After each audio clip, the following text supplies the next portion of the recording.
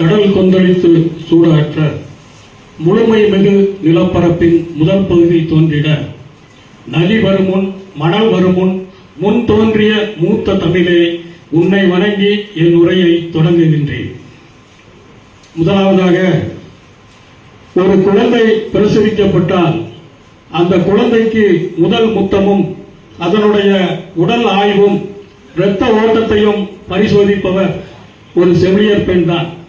அந்த வகையிலே ஒரு குழந்தையாக பாரதி இலக்கிய பேரவைக்கு அறிமுகமான என்னை முதலில் அறிமுக உரை, தொகுத்து வழங்குகள், இப்பொழுது ஒரு கடந்த கூட்டத்தில் வீர வாஞ்சியை பற்றி தனியுரை ஆற்றச் சொல்லி இம்முறை என்னை வானு சிதம்பரம் பிள்ளை என்ற தலைப்பில் தனியுரை ஆற்ற வேண்டும் என்று செவிலியர் நிலையில் இருந்து என்னை மகிழ்ந்து உச்சி முகர்ந்து உங்கள் முன்னால் நிற்பதற்கு காரணமான பாரதி இலக்கிய பேரவையினுடைய தலைவர் அண்ணன் பாரதன் அவர்களை வணங்கி என் உரையை தொடங்குகின்றேன். இன்றைய தினம் நல்லாசிரியர் விருது பெற்றிருக்கக்கூடிய எங்களது பாரதி தமிழ் இலக்கிய பேரவையினுடைய துணைத் தலைவர் சர்வபள்ளி டாக்டர் ராதாகிருஷ்ணன் அவர்களுடைய ஆசிரியர் பணி அறப்பணி, அதற்கே உன்னை அர்ப்பணி என்று முழங்கினார். அந்த வகையில் ஈகை குணம் கொண்டவர், துறாக்கோல் போல் நிற்பவர், தன்னம்பிக்கையின் ஊற்று, இலக்கிய ஆர்வலர். அவர் இன்று பாரதி இலக்கிய பேரவையில் நல்லாசிரியர் விருது பெற்றிருக்கிறார் என்றால், கடந்த காலத்தில் பாரதி இலக்கிய பேரவையில் விருது பெற்றவர்கள் எல்லாம் தேசிய விருதுக்கு சொந்தக்காரர்களாக தேசிய விருது பெற்று பெருமை படைத்திருக்கிறார்கள்.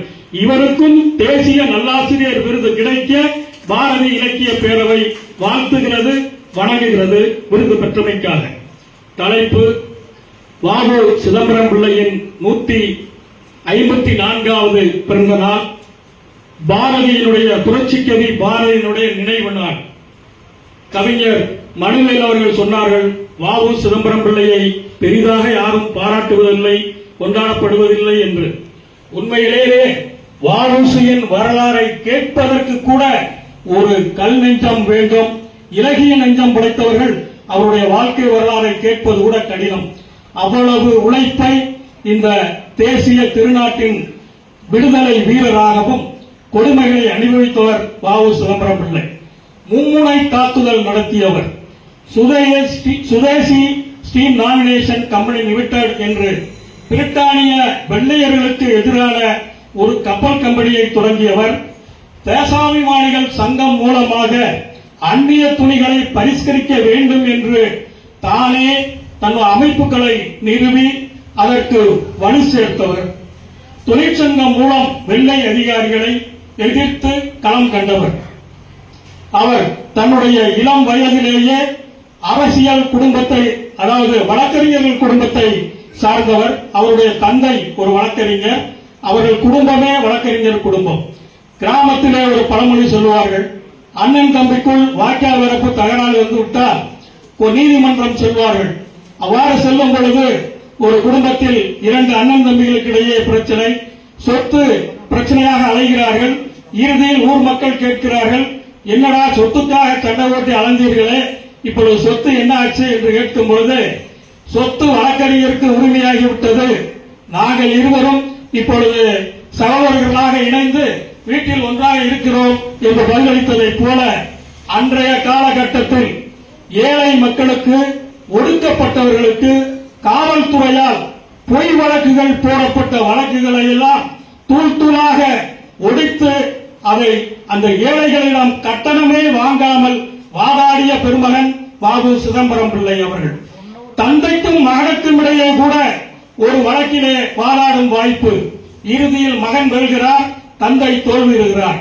உரிமையியல் வழக்கு, கிரிமினல் வழக்கு இரண்டிலுமே தனித்திறன் படைத்தவர் வாவு சிதம்பரம் பிள்ளை. இவருடைய வழக்கு மக்களுக்கு எதிராக போடக்கூடிய வழக்குகள் எல்லாம் ஒளிந்து போகும் பொழுது காவல்துறையின் கோபம், வெள்ளையர்களின் கோபத்துக்கு ஆட்படுகிறார். அவருடைய தந்தை கவலைப்பட்டு ஒட்டஞ்சட்டத்திலிருந்து தூத்துக்குடிக்கு அவரை வழி அனுப்புகிறார். இருந்தாலும் கூட அவருடைய அந்த வழக்கறிஞர் பணியில் அவர் எடுத்த குறிக்கோளின்படியே அவர் நடந்து வந்தார். மகாராஷ்டிரத்தில் பாலகங்காதர திலகர், வங்கத்திலே பிபின் சந்திரபால், பஞ்சாபில் லாலா லஜபதி ராய், வாழ்ந்த காலகட்டத்தில் தென்பகுதியில் தமிழகத்தில் குறிப்பாக தூத்துக்குடியில் தன்னுடைய அயராத உழைப்பால் விடுதலை போராட்ட தீயை கையில் ஏந்தி இந்த பாலகங்காதர திலகரை தன்னுடைய குருவாக ஏற்று விடுதலை முழக்கமிட்டவர் வ.உ. சிதம்பரம் பிள்ளை. அவர் கொடுத்த எழுச்சியால் தான் திருநெல்வேலி புரட்சி என்ற ஒன்றே உருவானது. திருநெல்வேலி புரட்சி காரணமாக வெள்ளையர்கள் இவரை எப்படியும் கட்டுப்படுத்த வேண்டும், ஒடுக்க வேண்டும் என்று கங்கணம் கட்டிக் கொண்டிருந்தார்கள். அவர்களுக்கு வாய்ப்பாக பிபின் சந்திரபாலினுடைய வங்க புரட்சி முடிந்தவுடன் அவரை விடுதலை செய்த நேரத்தில் திருநெல்வேலி தாமிரபரணி ஆற்றங்கரையில் ஒரு பொதுக்கூட்டம் நடத்த வேண்டும் என்று முடிவு செய்து வ.உ. சிதம்பரம் பிள்ளையும் பாரதியார் மற்றும் சுப்பிரமணிய சிவா இவர்கள் முடிவெடுக்கிறார்கள்.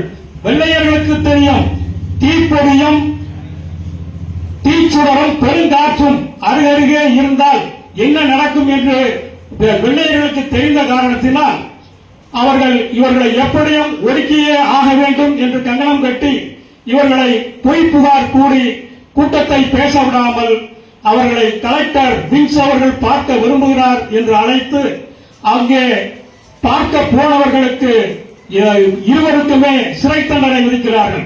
ராஜ நிந்தனை வழக்கு, சிவத்துக்கு அடைக்கலம் கொடுத்தார் என்கின்ற காரணம் காட்டி 20 ஆண்டு வழக்கும் 20 ஆண்டு சிறை தண்டனையும் 20 ஆண்டுகள் தேச துரோக வழக்கிற்காகவும் 40 ஆண்டு கால தண்டனையை ஆங்கிலேயன் பின்கே வழங்குகிறார். நாடே அதிர்கிறது. இங்கிலாந்து வரை இந்த தண்டனை ஏற்கக்கூடிய தண்டனை அல்ல, இது ஒரு மோசமான விளைவை தரும், நீங்களே அவர்களுக்கு சுதந்திரத்தை பெற்றுக் கொடுத்தது போல ஆகிவிடும், மறுபரிசீலனை பண்ணுங்கள் என்று ஆங்கிலேயர்களே சொல்லக்கூடிய அளவுக்கு இந்த தண்டனை அமைந்தது.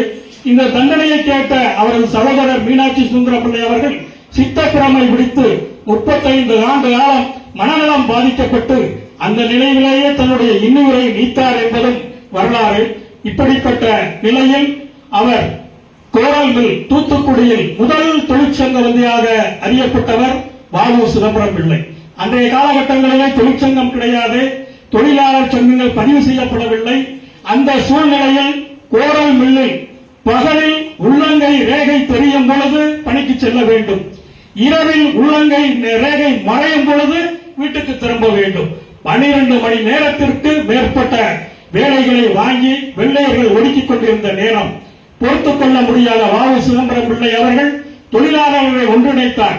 உப்பு தொழில் பார்ப்பவர்களையும் கோரல் மில் தொழிலாளர்களையும் ஒன்றிணைத்து ஒரு 9 நாட்களாக வேலை நிறுத்த போராட்டத்தை அறிவித்து கடுமையான போராட்டத்தை சிவா அவர்களும் நம்முடைய வ.உ. சிதம்பரம் பிள்ளை அவர்களும் முன்னெடுக்க போராட்டம் பெரும் வெற்றி பெற்றது. அந்த போராட்டத்தில் 1 மாத காலத்திற்கான உணவு இல்லாமல் போக தன்னுடைய சொந்த நகைகளையும் பொருட்களையும் விற்று இவர்களுக்கு தொழிலாளர்களுக்கு உணவளித்த பெருமைக்கு சொந்தக்காரர் வ.உ. சிதம்பரம் பிள்ளை. அந்த நிகழ்ச்சிக்கு பிறகு ஆங்கிலேயன் பின்கே தண்டனை கொடுக்கும் போது குறிப்பிடுகிறார், பெரும் சூறைக்காற்றும் பற்றியதும் நெருப்பும் அருகில் அருகில் இருக்கும் பொழுது இவர்கள் பொதுக்கூட்டங்களில் பேசினால் அந்த தீப்பொறி அனலாக பறக்கும், சிவம் பேசினால் செத்த சவமும் எழுந்து நிற்கும், வ.உ.சி பேசினால் சுடுகாட்டில் எரிந்து கொண்டிருக்கிற பிணமும் சுதந்திரம் தா தா என்று எழுந்து நடக்க ஆரம்பிக்கும். இவர்கள் இருவரையும் நாம் முடக்காவிட்டால் ஒன்றுமே செய்ய இயலாது என்ற அடிப்படையில் பாளையங்கோட்டை கோயம்புத்தூர் சிறையிலே அடைக்கிறார்கள். அங்கே ஒரு மிக்கேல் என்ற கொடுங்கோல் ஜெயிலர், அவன் வ.உ.சியை என்னென்ன கொடுமைகள் எல்லாம் பண்ண முடியுமோ அத்தனையும் செய்கின்றான். தன்னுடைய சுயசரிதையில் வ.உ.சியை பதிவிடுகின்றார். தன்னுடைய சுயசரிதையில் கீழ் வருமாறு அவர் தெரிவிக்கிறார் அந்த கொடுமையை பற்றி. கோயம்புத்தூர் சார் மாயம் சிறையினுள் சென்றதும் இரவில் வந்த ஜெயிலர் இன்புற பேசுவர், பண்டம் வழங்குவர், பாரதம் பாடுவர். திங்கட்கிழமை ஜெயிலர் என் கைத்தோல் உறிந்ததை பார்த்தான். உடன் அவன் எண்ணெய் ஓட்டும் செக்கில் என்னை மாட்டுக்கு பதிலாய் பூட்டி பகலெல்லாம் வெயிலில் நடந்து தள்ளிட அனுப்பினான். அவன் அன்புதான் என்ன என்று அந்த கடுமையான சூழ்நிலையிலும் கூட அவனை நோகாமல் அவனுடைய அன்புதான் என்ன என்று தன்னுடைய சுயசரிதையில் அவர் பதிவிட்டிருக்கிறார். சுயசரிதை என்ற ஒன்றை அவர் பதிவிடவில்லை என்றால் வ.உ. சிதம்பரம் அனுபவித்த கொடுமையும் தண்டனைகளும் வெளி உலகிற்கு தெரியாமலே போயிருக்கும். அப்படிப்பட்ட வ.உ. சிதம்பரம் பிறந்த நாளில் அவருடைய பெருமையை போற்றுவோம், அவரை வணங்குவோம். வாழ்த்து வழங்கிய தமிழ் இலக்கிய பேரவையின் தலைவர் பாரதன் அவர்களுக்கும், வாய்மொழி கேட்ட உங்கள் அனைவருக்கும், மேடையை அலங்கரித்திருக்கக்கூடிய அனைத்து முன்னணி பொறுப்பாளர்களுக்கும் என்னுடைய சிறந்தார்ந்த நன்றியை தெரிவித்து விடைபெறுகின்றேன். நன்றி, வணக்கம்.